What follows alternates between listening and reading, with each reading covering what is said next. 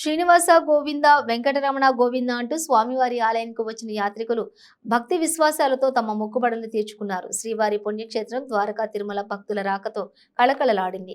స్వామికి ప్రీతికరమైనటువంటి రోజు కావడంతో ఆలయానికి దాదాపుగా 10,000 మంది పైబడి యాత్రికులు వచ్చి స్వామి అమ్మవార్లను దర్శించినట్లు ఆలయ వర్గాలు తెలిపాయి.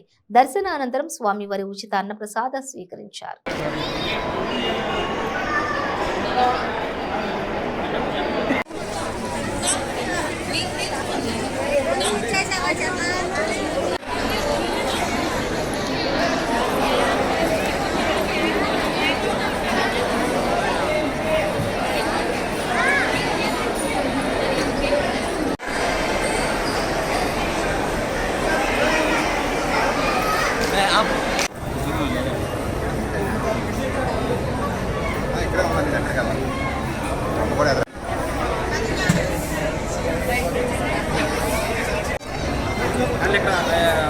మధ్యలో అది ఒక సెట్ కానీ అక్కడ ఉంటుంది. సెట్ కానీ